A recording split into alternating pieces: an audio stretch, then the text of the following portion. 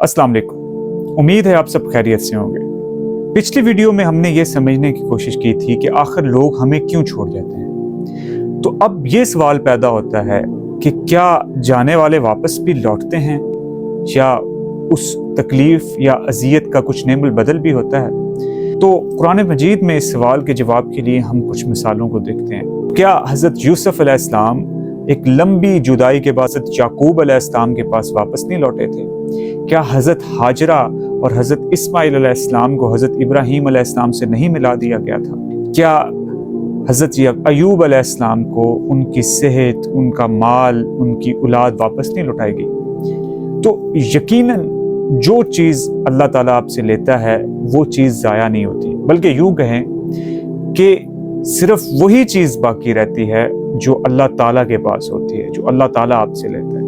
तो अल्लाह ताला कुरान मजीद में सूरा अन-नहल में फरमाता है कि जो कुछ तुम्हारे पास है वो ख़त्म हो जाएगा और जो कुछ अल्लाह के पास है वही बाकी रहेगा, और हम ज़रूर अता करेंगे उन्हें कि जिन्होंने सब्र किया, और उनका अजर होगा अच्छे कामों के इवज़।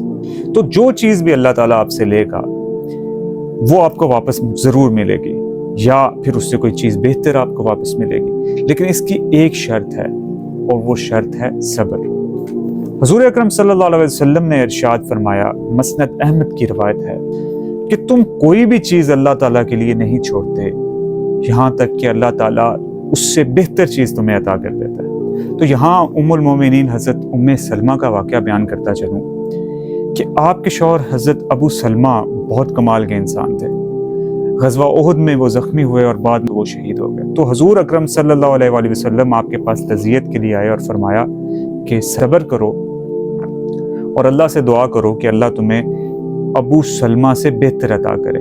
तो वो कहती हैं कि मैं सोचती होती थी कि अबू सलमा से कौन बेहतर होगा, तो अल्लाह ताला ने उन्हें हुज़ूर अकरम सल्लल्लाहु अलैहि वसल्लम की ज़ौजियत अता फरमाई। तो इसी तरह बाज़ दफ़ा अल्लाह ताला आपसे कोई चीज़ लेता है और उस चीज़ के लेने का मकसद होता है कि वो उससे कोई चीज़ बेहतर आपको अता करे।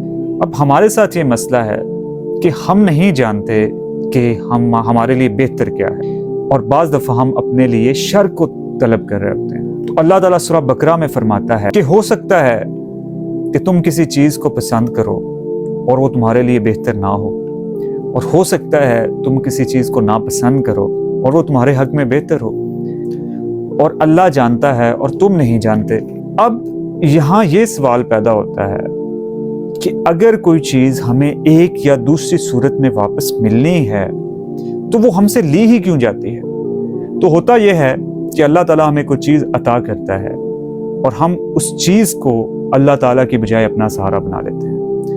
अल्लाह हमें दौलत अता करता है तो हम पैसे पे तवक्कल करना शुरू हो जाते हैं। अल्लाह ताला हमें लोग अता करता है तो हम लोगों को अपना सहारा बनाना शुरू हो जाते हैं। अल्लाह ताला हमें ताकत अता करता है तो हम उस ताकत में मगन हो जाते हैं। अल्लाह ताला हमें सेहत अता करता है तो हमें लगता है कि शायद हमने कभी बूढ़ा नहीं होना और हमें कभी मौत नहीं आनी। अल्लाह हमें ये नेमतें अता करता है, लेकिन हम इन नेमतों से इस तरह मोहब्बत करना शुरू हो जाते हैं कि जिस मोहब्बत का मुस्तहिक सिर्फ अल्लाह है। हम इन नेमतों को अपने दिल में बसा लेते हैं और इनको अपने आप पे हावी कर लेते हैं, ताकि हम उस नेमत में मुकम्मल तौर पे महव हो जाते हैं। हम हर वक्त उसी के बारे में सोचते हैं, हम उसे इबादत की तरह चाहने लगते हैं। फिर ये होता है कि हमें उस नेमत के खोने का खौफ लाहक हो जाता है।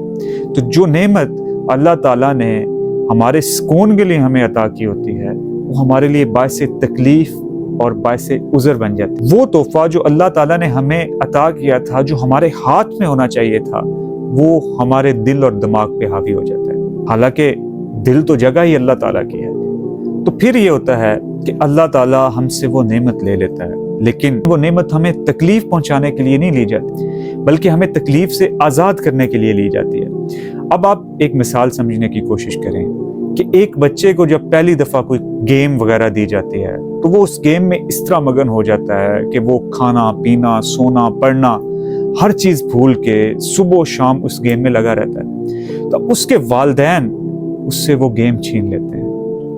तो वो क्या उसको तकलीफ पहुंचाने के लिए वो गेम छीनते हैं? हरगिज़ नहीं, बल्कि वो अपनी मोहब्बत की वजह से उससे ये गेम छीनते हैं। तो अब जब वो बच्चा अपनी जिम्मेदारियों को, अपनी ज़रूरियात ज़िंदगी को समझने लगता है तो उसके वालिदैन फिर उसे वो गेम दे देते हैं या उससे बेहतर कोई गेम दे देते हैं। तो उससे क्या होता है कि वो बच्चा अब उस गेम को दिल पे और दिमाग पे सवार नहीं करता, बल्कि वो गेम अब उसके सिर्फ हाथ में होती है। तो ये लोगों को और नेमतों को हमसे दूर करने का जो मकसद है वो भी यही होता है कि हमारा रुख अल्लाह ताला की तरफ हो जाए, वो नेमतें हमारे दिल से निकल के हमारे हाथ में आ जाए। हज़रत सुहेब रूमी से सही मुस्लिम की रवायत है, हुज़ूर अकरम सल्लल्लाहु अलैहि वसल्लम ने फरमाया कि मोमिन का मामला भी बड़ा अजीब है। अगर उसे कोई तकलीफ़ पहुँचती है तो वो उस पर सब्र करता है जो इसके लिए बाइस खैर है, और अगर उसे कोई खुशी पहुँचती है तो वो उस पर शुक्र अदा करता है, वो भी उसके लिए बाइस खैर। तो जो चीज़ हमसे ली जाती है क्या हमें वो वापस मिलती है?